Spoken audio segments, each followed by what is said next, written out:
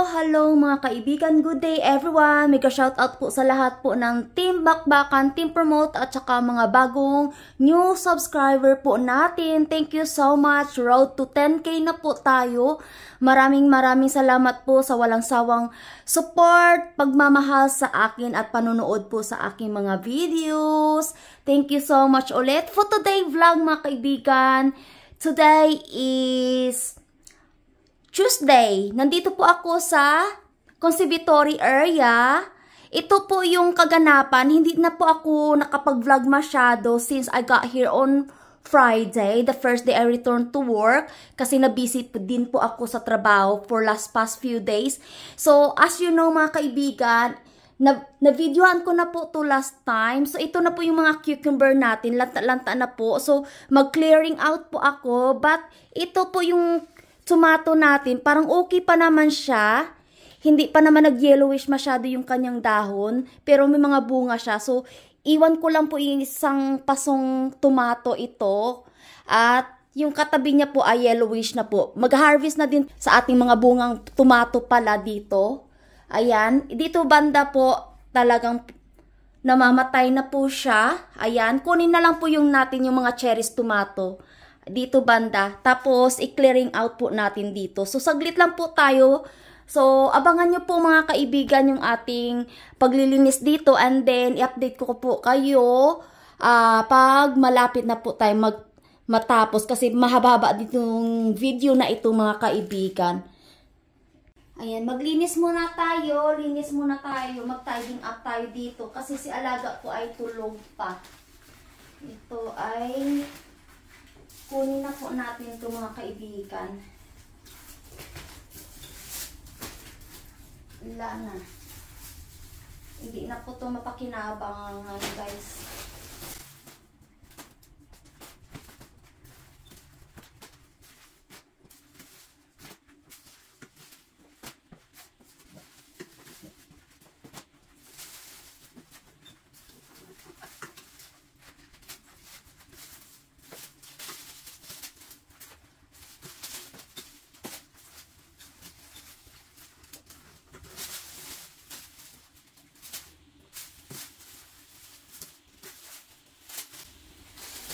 Umulan po mga kaibigan. Kunin ko muna yung laundry natin.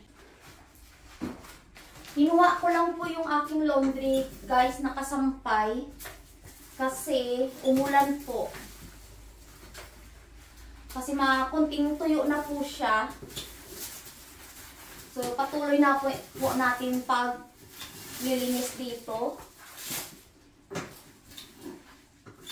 Kasi pag madilim dito mga kaibigan, hindi na po ako dito pumupunta pag madilim na. Itulog pa naman si alaga. So i-take advantage po natin ang pag-tidying up dito.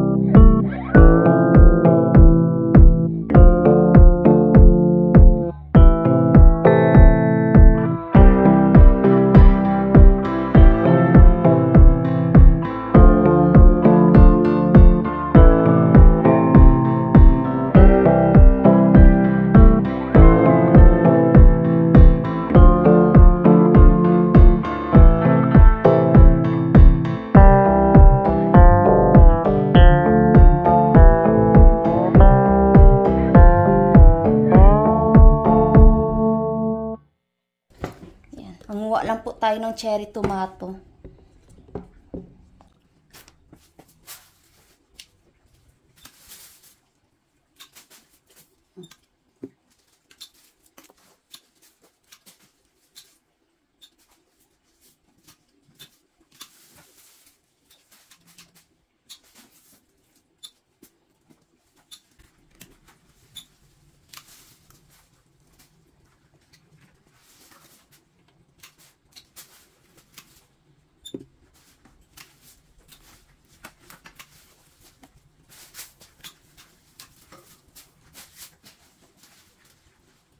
Yan guys.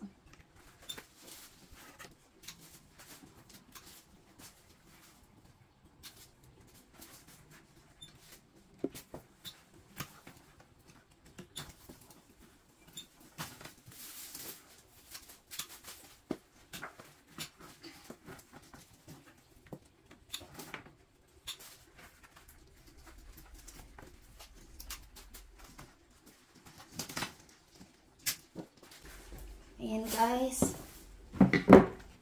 Tapos na po yung isa. Dito na lang po tayo. Manguha na lang po tayo ng cherry tomato dito. Ayan mga kaibigan. Kunin na lang po natin yung mga bunga. Nakakalaglagan na guys. Ayan oh. Kunin lang po natin yung mga bunga. Ayan mga lanta na po mga kaibigan. Ayan po. Update ko na lang po kayo mga kaibigan pag tapos na po tayo dito. Quick update lang po mga kaibigan. Ito na po yung nagawa ko dito. Ayan, hindi ko pa nalinisan iyan mga kaibigan. Kasi mag-running out of time na po tayo. Kasi parating na din yung anak ni Alaga. Luckily, may nasave po tayong tomato dito. Isang paso. Pero dalawang puno po siya. Tinanggal ko lang po yung mga yellowish leaves. Ayan po, may mga bunga pa kasi yung mga kaibigan. Sayang naman po na putulin na natin. Let the tomato ripe first. Tapos, pwede na natin ito ma-harvest mga kaibigan. May mga bunga pa naman. Marami-rami pa naman siya mga kaibigan. Ayan pa sa itaas. At saka ito pa. So, na-clear out ko na po to yung ating vine na cucumber. And also mga tomato, cherry tomato dito. Ito po yung aking sili na niripating po from allotment. Tapos pinasok ko na din po yung bell pepper natin. May dalawang paso po ako. Nandun po sa labas yung isang paso. Ayan. May bunga pa kasi mga kaibigan. Sayang naman po na iwan natin doon sa labas. Lagay ko muna siya dyan. Diyan. Maglinis po ako dito pag umalis po yung anak ni Alaga. If it's still daylight po dito sa conservatory area. And then, ito po yung ating alugbati. Okay pa naman yung alugbati natin mga kaibigan.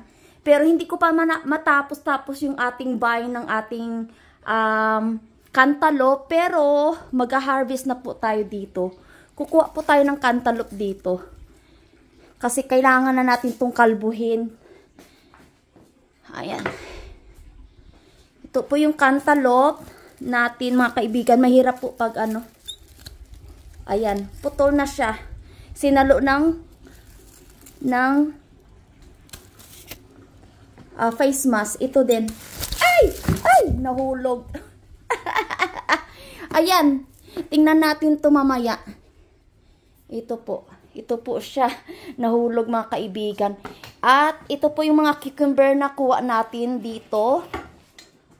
Ayan. Na, yung iba po, gawing punla po iyan. Ang i-move natin to. Ayan po yung cucumber. Ito po ay punla. Yung iba po ay pwede pong mapakinabangan din. So, try natin to. Ayan.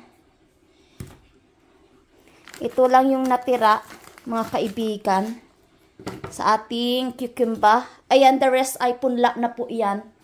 Double check ko lang po mga kaibigan kung hindi po rotten yung seed sa loob ng cucumber. So, ito na po mga kaibigan. At, meron pa tayo dito. Ayan. Ito po yung ating cantaloupe. Hopefully, hinog po siya. Tingnan lang natin mamaya. Ayan.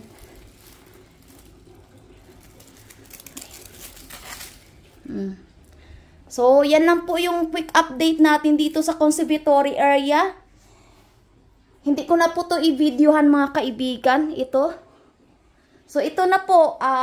End of summer na po tayo mga kaibigan. Mag-autumn na po. So, wala na po tayong pananim dito sa conservatory area except sa mga sili and bell pepper natin at saka dalawang puno ng cherry tomato. Ayan. Maraming salamat po mga kaibigan sa panunood. So, ito na po ating nakuhang mga natirang prutas. Ayan. Ayan, mayroon tayong 3 cantaloupe. Tingnan lang natin kung hinog na ito. Mga cherry tomato, 4 o 5 cucumber dito na maliliit at the rest ay punla. So, kung nagustuhan mo po yung aking video, please pa-like, pa-share, pa-subscribe at huwag kalimutang i-hit ang notification bell kung bago lang po kayo sa aking channel para ma-notify po kayo sa aking mga videos na bagong upload. So, maraming salamat ulit mga kaibigan. Ingat po kayo lagi and God bless you all and I'll see you sa next video ko po. Paalam muna. Hanggang sa muli.